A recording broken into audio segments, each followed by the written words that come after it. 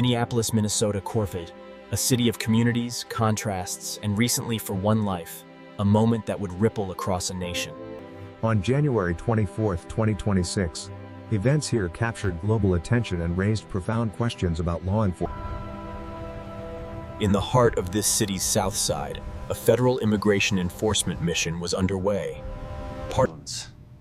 At the center of that day's controversy was a name many would soon know, Alex Jeffrey Pretti, a 37-year-old. Alex Pretti was not a stranger to service.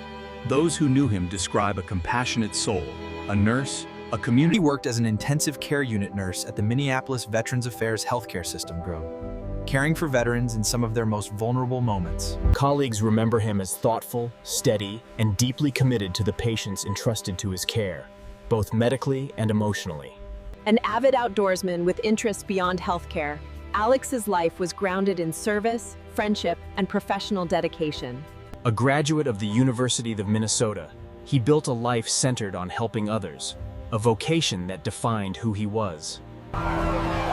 In the weeks before his death, Minneapolis had seen heightened tensions, sparked by federal immigration enforcement. Federal agents, including U.S. Border Patrol and Homeland Security personnel, were engaged in an operation involving arrests and immigration enforcement in city neighborhoods. Residents and bystanders gathered, many recording with their phones, capturing moments that would soon be scrutinized worldwide. At one point, agents were seen detaining individuals, and a commotion began to unfold near a busy corridor of the operation. Among those who approached was Alex Pretti, recording events and, according to multiple accounts, trying to understand what was happening.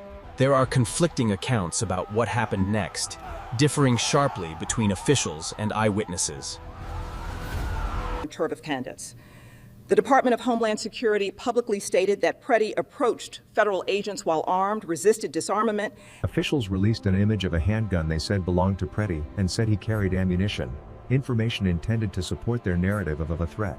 But multiple videos circulating online show a different sequence. Pretti holding a phone, not a weapon, as he shields others and records nearby interactions. In these clips, he appears to step between an agent and civilians who were being pushed down, raising his hand and turning away from aggressive contact.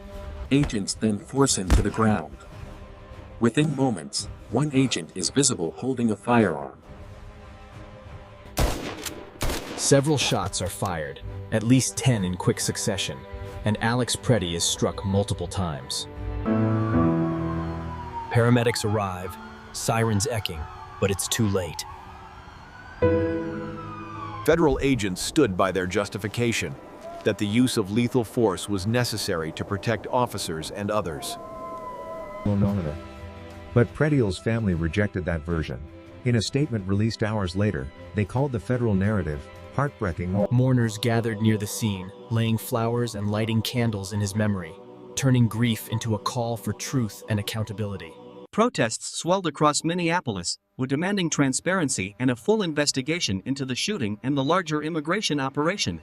Local leaders and advocacy groups are questioning not only this shooting, but the broader strategy of federal enforcement on city streets. At the national level, responses have been sharply difficult leaders, framing the incident through vastly different lenses. The case became part of a larger discussion about federal power, civil liberties enforcement, and the limits of force. For many in Minneapolis and beyond, the shooting represents more than a single tragedy. It's symboling trust between